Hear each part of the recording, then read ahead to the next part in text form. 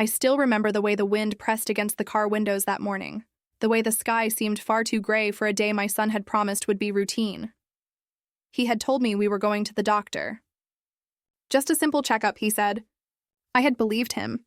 Why wouldn't I? After all, he was my boy, my only son. But when the car turned left instead of right, my heart sank. I knew the road to the clinic by heart. I had walked it for years with my late husband.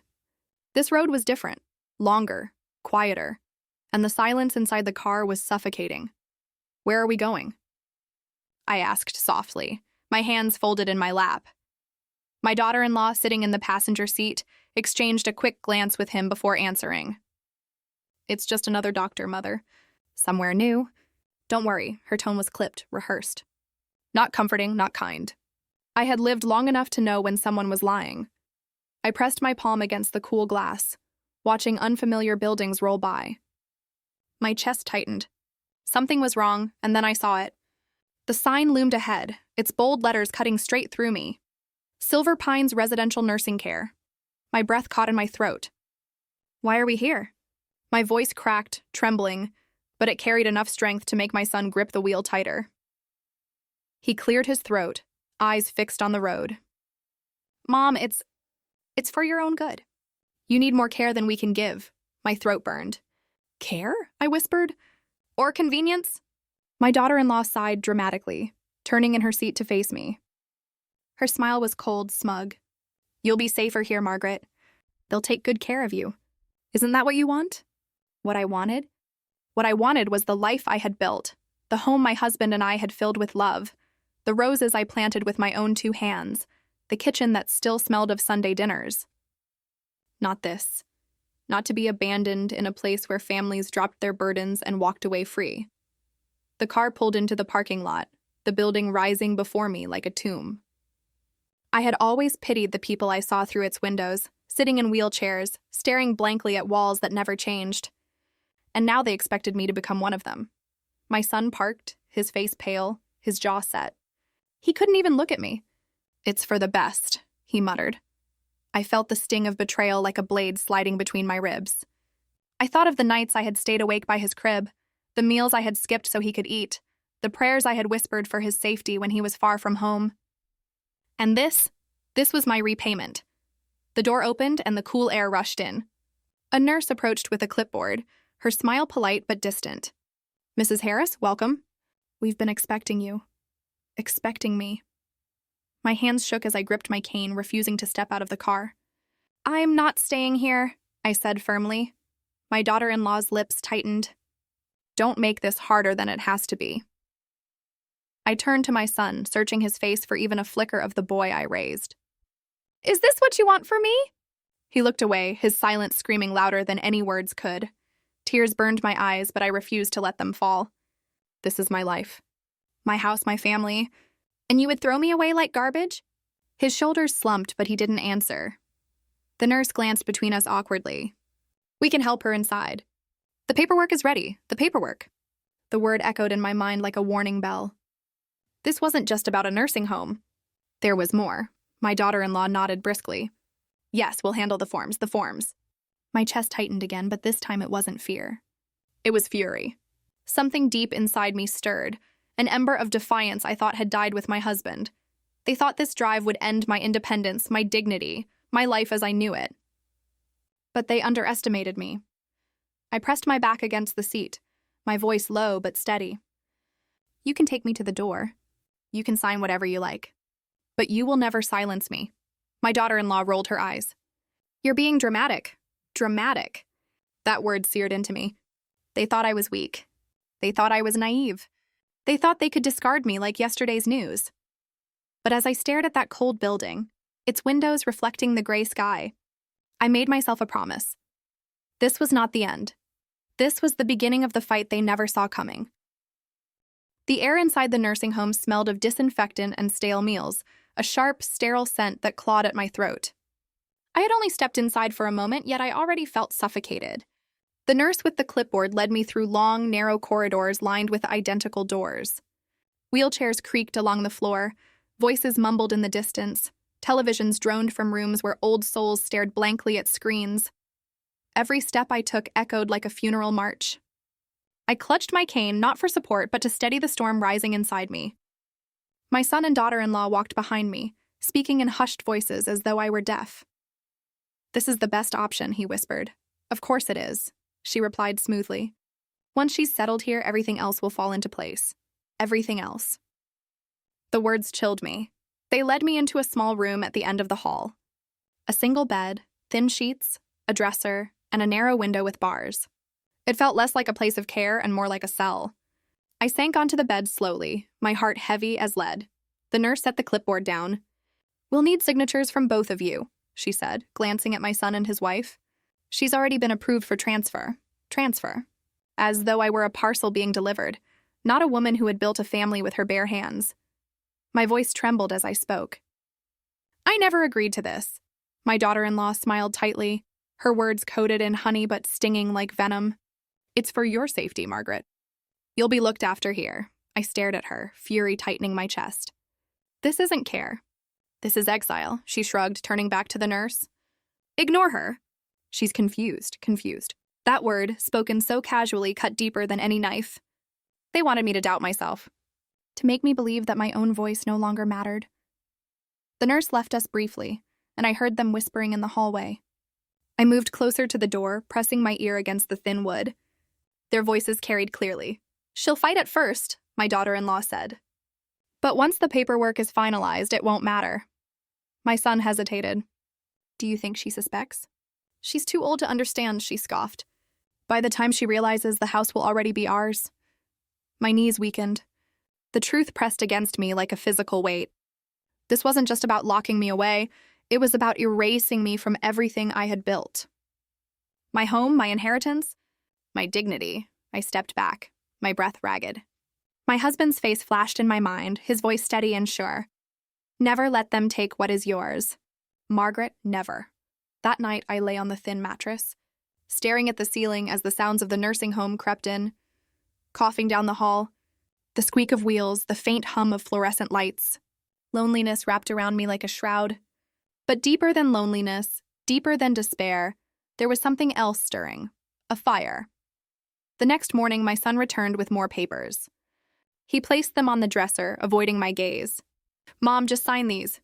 It's just for insurance. Nothing serious." I reached for the papers with shaking hands. My eyes scanned the lines, and though my sight wasn't as sharp as it once was, I recognized enough.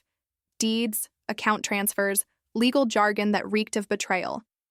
My voice was low but sharp. "This isn't insurance. This is theft," he flinched, his jaw tightening. "Don't make this harder. We're only doing what's best." "For who?" I demanded. "For me or for you?" Silence. My daughter-in-law stepped forward, her smile razor-thin. "Don't be so dramatic. You'll be comfortable here, and we'll handle everything else." "Isn't that easier?" I looked between them, my heart breaking but my resolve hardening. "You can lock me in this place. You can take my keys, my papers, my freedom. But you will never take my will." She laughed, dismissive, as though I were a child throwing a tantrum. "We'll see how long that lasts." The door closed behind them, and I was alone again. But in that silence, in that room that was meant to break me, I found clarity. The walls that surrounded me did not only confine, they whispered. They carried voices, secrets, and lies. And if I listened closely enough, I could turn those whispers into weapons. So I listened.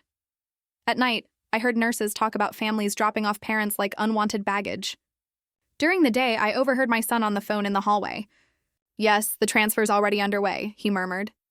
"We'll have the house signed over soon."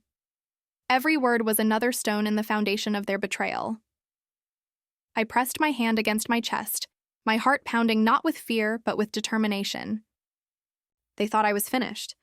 They thought I was blind, deaf, powerless. But I was none of those things. I was waiting, and when the time came, I would make sure the same walls that carried their whispers would one day echo with their downfall. I have always believed that the truth finds a way to reveal itself, no matter how carefully you try to bury it. And in that sterile room surrounded by walls meant to silence me, the truth finally came crawling into my hands.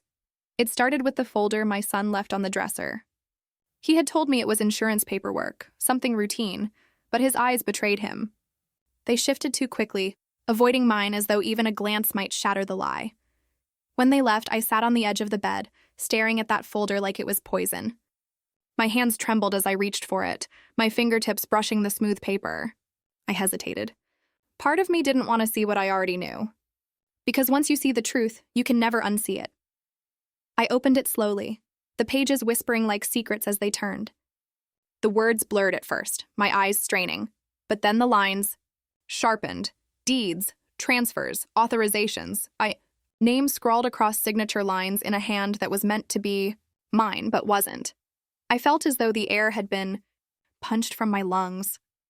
I pressed the papers flat on the bedspread, comparing them to the image seared into my memory of my true signature. My hand may shake now, my pen may falter, but I knew my own name. I knew the curves and strokes of every letter. The handwriting in front of me was sloppy, greedy, rushed. It wasn't mine. I traced the forgery with my finger, rage burning through me like fire. My own son, my blood. He had sat at my kitchen table as a boy, learning how to write his letters under my careful guidance. And now, years later, those same hands had stolen my name to erase me. The betrayal was deeper than I had ever imagined. I pushed the folder aside and reached under the thin mattress for the small notebook I had begun keeping. Every whisper I'd overheard, every date, every odd remark, they were all written inside a secret record of their deceit. I flipped to a fresh page and copied the details from the papers, account numbers, dates, the false signatures. My handwriting shook, but my resolve did not. They thought I was blind. They thought I was confused. But I had proof now. Later that evening, the door creaked open. My daughter-in-law stepped in, holding a tray with a smug smile. "Dinner?" she said lightly, as though she were doing me a kindness. I looked up at her, forcing my face into calm. "You've been busy with paperwork?" I murmured. Her eyes flickered, just for a second. Then she laughed softly, setting the tray down. "You wouldn't understand those things, Margaret. Leave the details to us." I leaned back against the pillows, my lips curving into a faint smile. "Perhaps?" Her smirk widened, mistaking my silence for defeat. "See, it's easier this way. You don't have to worry about anything anymore." But I was worrying. Not for myself, but for her. Because one day soon, the papers she thought were her shield would become the noose around her neck. That night, I lay awake listening to the hum of the lights and the murmur of voices down the hall. My son's voice drifted through the thin door. "The lawyer says once the transfer is complete, it's final. She won't have a leg to stand on." And her reply, dripping with arrogance, "Good. By the time she realizes, it'll all be ours." I gripped my notebook tighter, every word carving itself into my memory. The next morning, I waited until the hallway was clear. My cane tapped softly as I shuffled toward the main office. My heart raced, but I kept my face blank, my shoulders hunched, playing the part of the frail old woman they thought I was. The receptionist looked up in surprise. "Mrs. Harris, do you need something?" I smiled faintly. I wanted to stretch my legs. "Could I sit here a while?" She nodded, distracted by her ringing phone. I lowered myself into a chair near the desk. Papers lay stacked in a neat pile, and on top was another document with my name. My pulse quickened. I leaned forward slightly, pretending to adjust my shawl, and scanned the words. Property deed. Transferring ownership. Witness signature falsified. They were moving faster than I thought. I committed every detail to memory, whispering it under my breath until it etched itself deep into my mind. Then I rose slowly, thanking the receptionist, and returned to my room. Back inside, I opened my notebook again, filling pages with the information I had stolen with just my eyes. I felt alive for the first time in weeks. The fear was still there, but it had transformed. It wasn't the fear of being broken. It was the fear that drove me to fight harder. When my son visited that evening, his eyes avoided mine as usual. He set another stack of papers on the dresser. "Just sign them, Mom. It'll make things easier."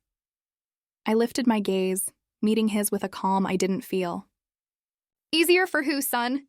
For me or for you?" He swallowed hard, anger flashing across his face. "Don't start this again." I leaned forward, my voice low, sharp. "You forged my name. You think I don't know my own hand? I taught you your letters, boy. Don't think I can't see the lies in yours." His face paled, and for a fleeting second, guilt flickered in his eyes. But then his wife's voice rang out from the hallway. "Is she giving you trouble again?" He turned away quickly, muttering, Just rest, Mom. You'll thank us later. The door closed, but I sat in the silence, my heart pounding. He knew I knew, and I knew that was my advantage. They believed they were breaking me. But what they didn't realize was that every piece of paper, every forged line, every whispered plan was another weapon I was collecting. They hid the papers, but I had found them, and one day soon I would use them to break the very chains they thought they had locked around me. I had proof now. The papers they thought were hidden, the forged signatures, the whispered plans. I had it all written down in my notebook, tucked carefully under my pillow. But proof means nothing if it stays locked in four walls. I needed someone outside these corridors who would believe me. Someone who still remembered me as Margaret Harris. Not as a frail old woman ready to be discarded. That someone came sooner than I expected.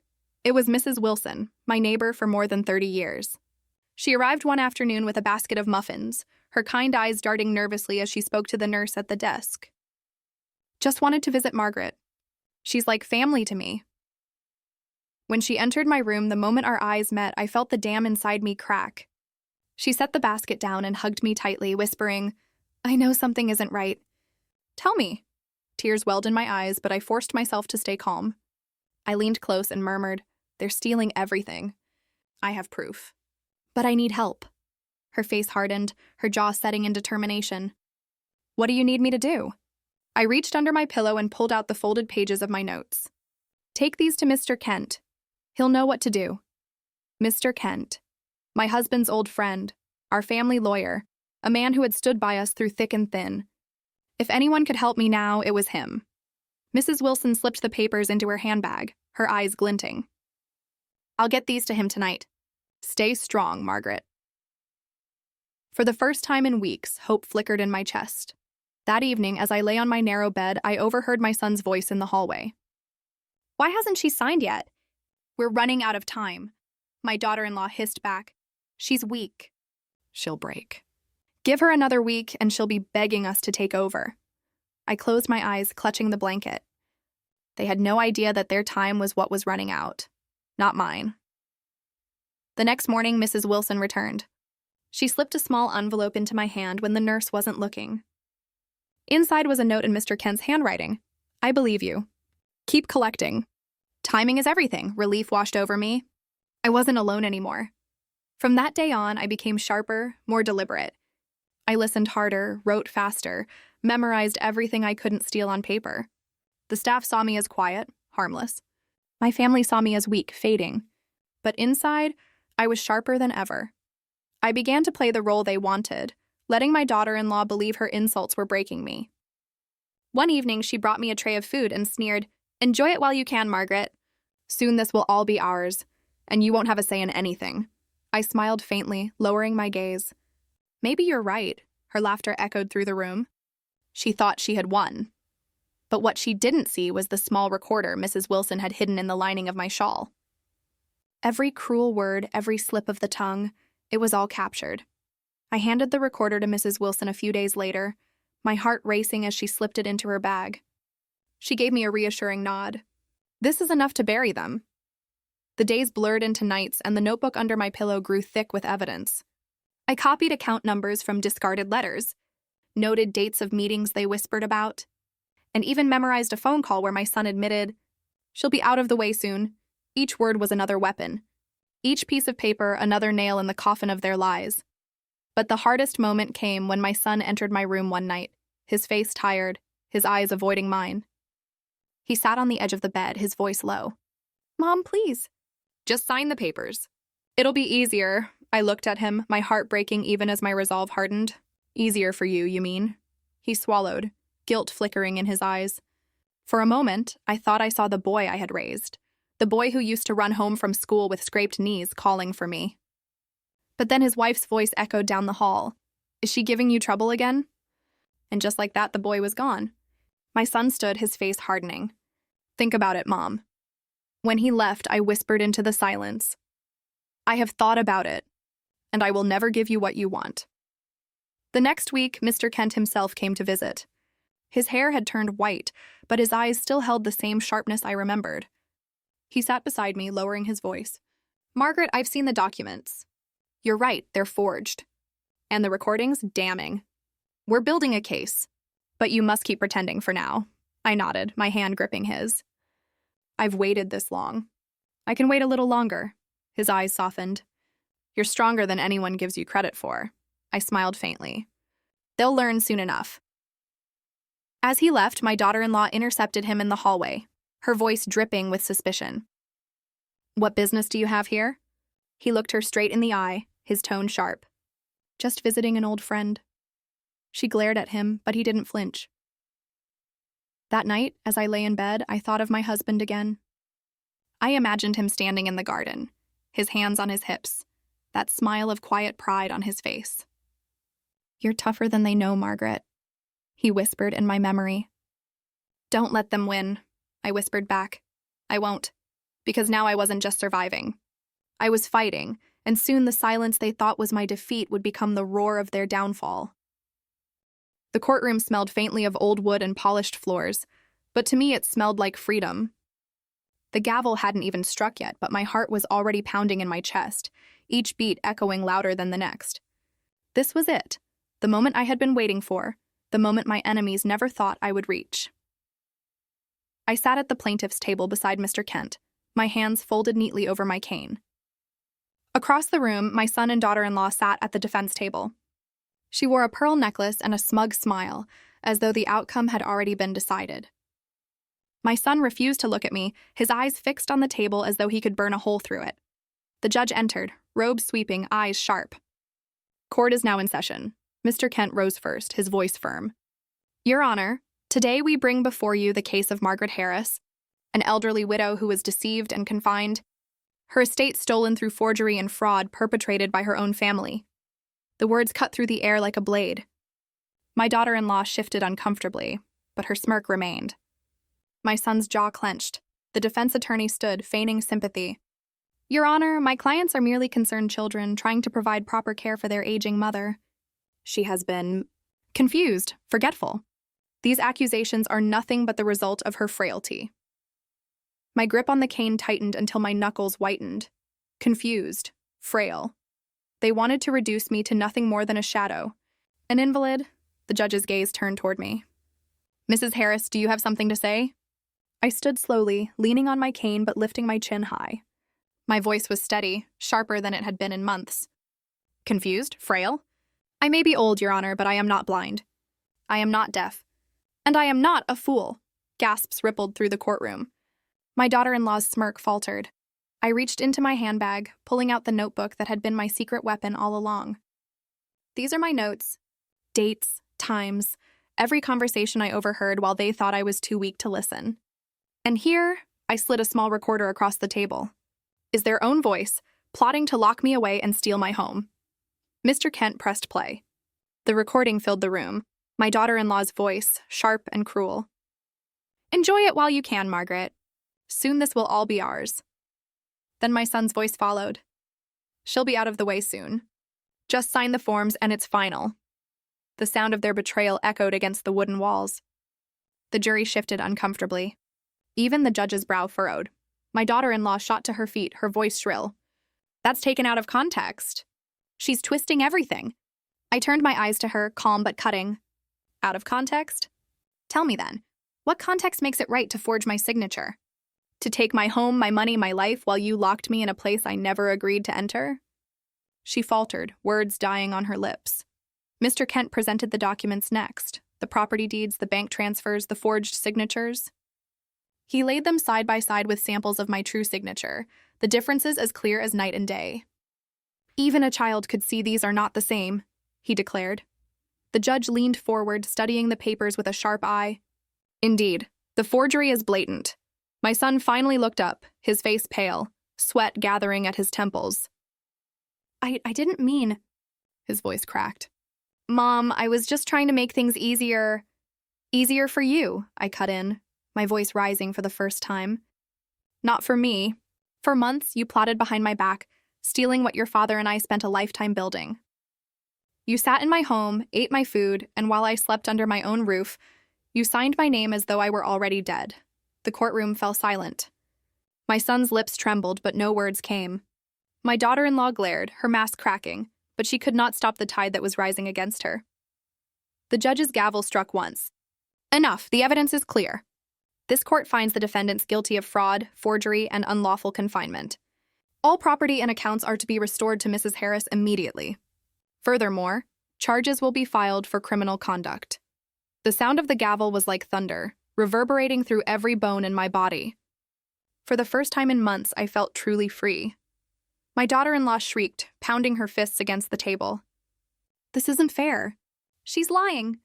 The bailiff stepped forward, his presence towering. "Ma'am, sit down." She sank into her chair, trembling with rage. My son covered his face with his hands, silent, broken. I sat slowly, my heart racing, tears stinging my eyes.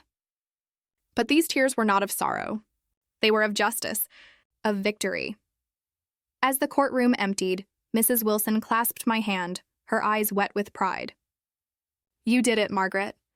You showed them you're stronger than all their lies." I squeezed her hand, my voice soft but fierce. "No, I showed them what every elder deserves: dignity, respect, and justice. They thought they could bury me, but I was the one holding the shovel all along." The first thing I noticed when I stepped out of the courthouse wasn't the chatter of the crowd or the flash of cameras from curious onlookers. It was the air. Crisp, open, untainted. For months, I had breathed only recycled air that smelled of disinfectant, paperwork, and betrayal. But now, as I inhaled deeply, it filled my lungs with something I thought I had lost forever: freedom. Mrs. Wilson walked beside me, her arm looped gently through mine. "It's over," she whispered, her voice trembling with relief. I shook my head slowly. "No, it's not over. It's only just beginning." She gave me a puzzled look, but I didn't explain. Some things weren't meant to be spoken out loud. They were meant to be lived. Mr. Kent escorted us to his car, his briefcase clutched tightly in his hand. "The house is yours again, Margaret. The accounts, too. They can't touch a penny." My throat tightened. My house, my husband's legacy. My life stolen in silence and returned in thunder. I closed my eyes for a moment, letting the truth wash over me. The ride back to my neighborhood felt different than it had months before when they drove me away under false pretenses.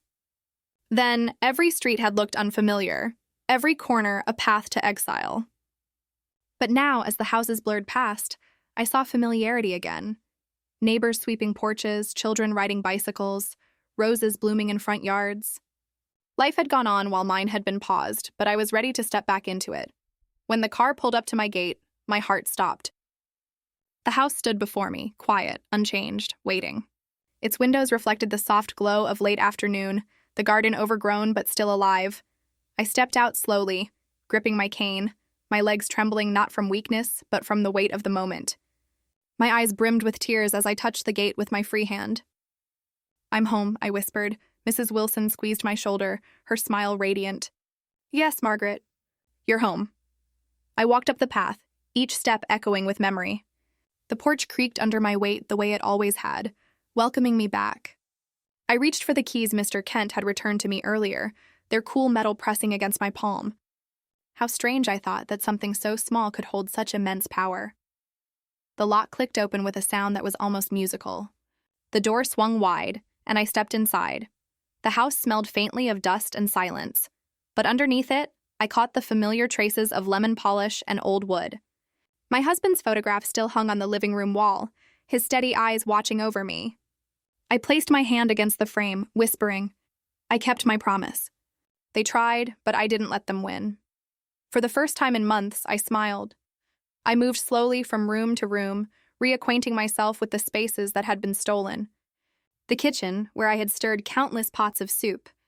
The bedroom, where my husband's laughter once echoed late at night.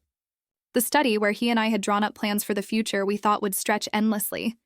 Each corner whispered memories, but none of them hurt me anymore.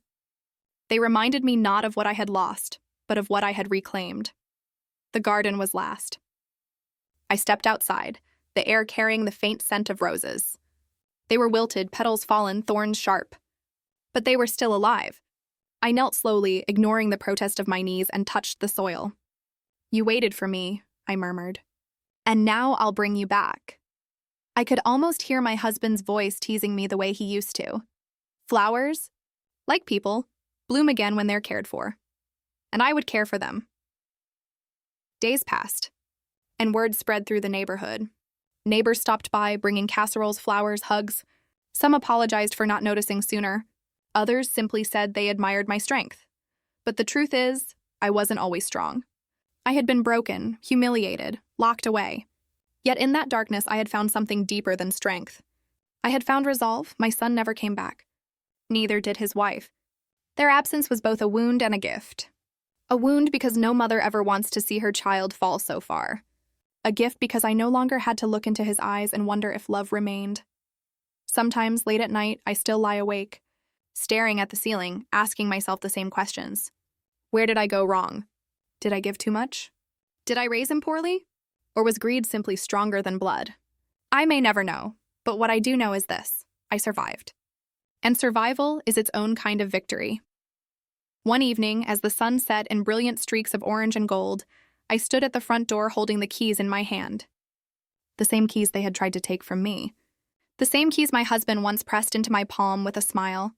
I turned them slowly, their weight solid, real, eternal. They weren't just keys to a house. They were keys to dignity, to justice, to everything I had fought for. I smiled faintly, whispering into the silence. They thought they had taken everything, but they forgot one thing. The key was always mine. And with that, I stepped back into my home, the door closing softly behind me, not as a prison, but as a fortress.